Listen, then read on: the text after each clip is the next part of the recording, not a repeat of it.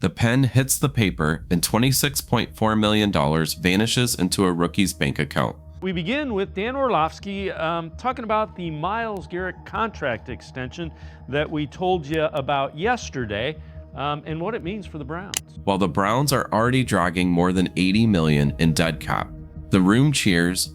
Outside, the math turns gray. Year 1 looks harmless. Year 2 doesn't. Incentives lurk.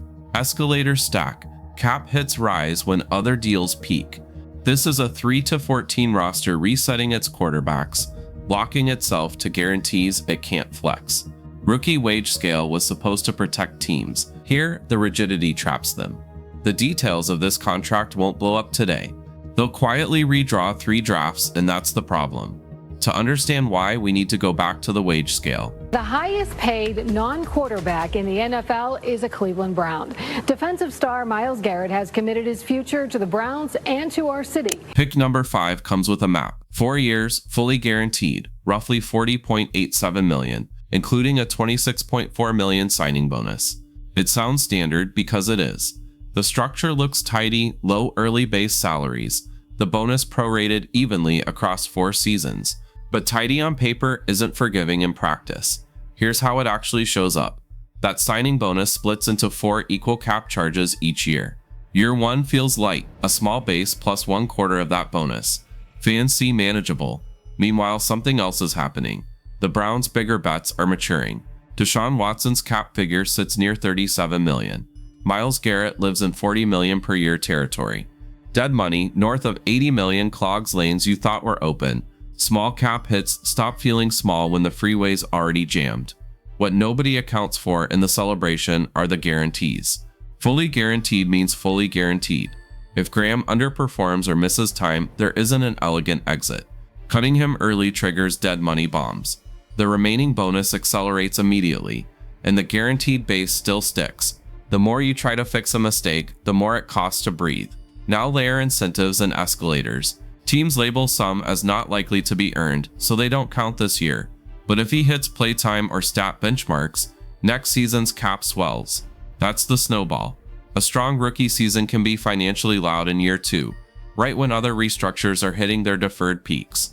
The flip side is worse. If he misses benchmarks, you don't get the player impact you paid for, but you still carry a fully guaranteed deal that limits your corrective moves. Here's the quiet squeeze. Cleveland's effective space, about $23.7 million, is already promised to rookies, IR cushions, and in-season emergencies. Every incremental dollar on a non-quarterback rookie tightens the aperture for mid-tier veterans. The special teamer you need in December, the swing tackle who prevents a season from tipping, the nickel corner who turns 3rd and 7 into a punt.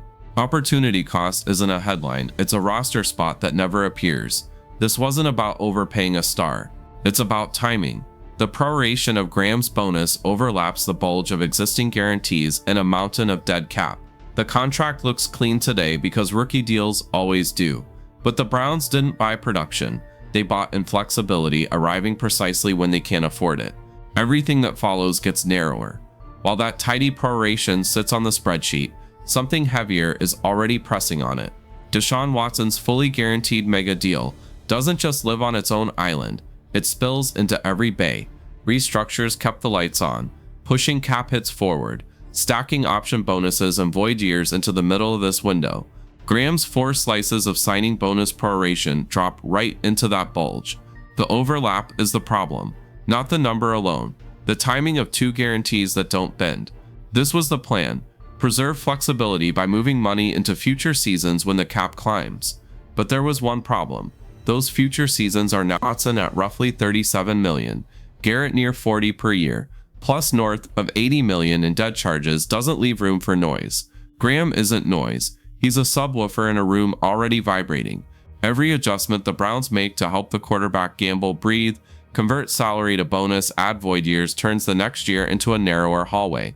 Graham's cap has to walk through. Here's the if-then trap. If Graham misses time, then the fully guaranteed base and accelerated bonus lock you into paying for absence. If he underperforms, then the exit cost is higher than the benefit. If he hits incentives, then next year blooms at the exact moment Watson's push money matures. However it goes, the contract insists on attention. It blocks cheap fixes because there are no cheap fixes left. Agents feel this, comparative leverage starts creeping in. You guarantee a top 5 rookie to the last dollar while carrying a fully guaranteed quarterback? Future first rounders and mid-tier bets will point to that standard. Guarantees beget guarantees. The Browns didn't just sign a defensive tackle, they set a reference point. In negotiations 2 springs from now, the argument writes itself. You guaranteed him, you guaranteed your quarterback. Guarantee me. Meanwhile, the roster ripple grows. When cash and cap are already spoken for, you stop shopping in the middle aisle. Minimum deals become your depth. Special teams gets younger and cheaper. Offensive line backups get thinner. You rely on health, which isn't a plan. And remember, this is a 3-14 team turning the quarterback room over. They need insulation. Instead, they're eating glass. Expensive apex talent, guaranteed rookie, and a bench built on hope. Now run 2 seasons. Scenario 1. Graham plays 70% of snaps, hits playtime incentives, posts sturdy production. Great for the field. But that trigger is not likely to be earned, escalators rolling into next year's cap. Right when Watson's past restructures stack. You feel it in March, not October. Scenario 2. He misses 6 games. No incentives, no escalators. Yet you still carry full guarantees. No graceful outs and less production to justify the slot. Both paths squeeze, just in different calendar pages. This was the moment everything changed. Once the Browns doubled down on guarantees. Quarterback first, rookie now, free agency stopped being a lever and became a luxury. When that lever disappears, the draft has to do the heavy lifting. Every single spring. And the draft doesn't like being forced. While that was happening in Berea, the calendar turned to April and the board started to warp. The rookie window is supposed to be cheap, flexible production that lets you chase needs later.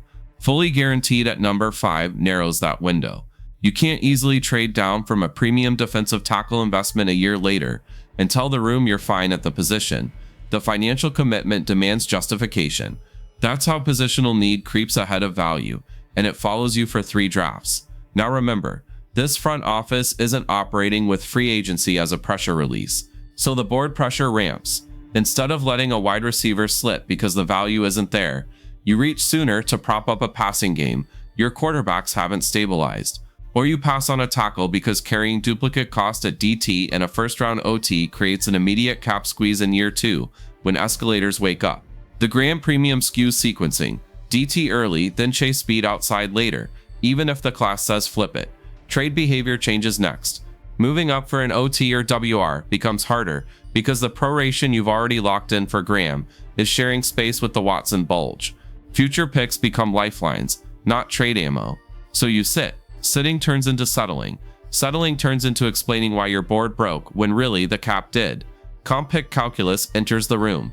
To claw back flexibility, you let mid-tier vets walk, hoping for 3rd and 4th round compensatory picks. But there's a catch. You can't sign equivalent replacements without canceling those comp picks. So you thread needles, cheap short-term deals, 1-year flyers, minimums. The roster gets younger than planned. Special teams talent cycles out. That nickel you needed? He's a 6th-rounder learning on Sundays. Development pipelines feel it too. When the cap can't carry redundancy, mid-rounders redshirt not for growth, but because you can't afford 2 players at the same role, while a guaranteed rookie DT eats snaps and money. You carry fewer swing options. Injuries force kids into the lineup before they're ready. You planned for depth. You paid for scarcity. Here's the edge case most fans miss. There's no 5th-year option for a non-quarterback taken in this slot beyond the standard 4-year rookie term, and there's no team option cushion after.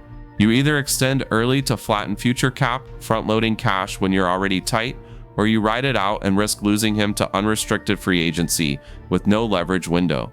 Extend early, and you compound guarantees on top of guarantees. Let it ride, and you face a ticking clock where production demands a market deal you can't easily match. So you start searching for escape hatches, restructure a veteran, add void years, create room now by pushing pain forward. Each move narrows the next year. The Browns can do it, cap managers always can. The cost isn't a single bad contract, it's the evaporation of optionality, the most valuable asset in a league where injuries, variance, and breakout seasons don't follow your spreadsheet. This isn't about Mason Graham's talent, it's about overlap. Guarantees stacked on guarantees. Turn drafts from opportunity into obligation. An obligation is the one thing a bad roster can't afford in spring. The money didn't break Cleveland, the lost choices did. If you want more on the real levers behind cap headlines, subscribe. Then watch our deep dive on how the Watson deal still shapes every Browns decision, from March meetings to Sunday lineups.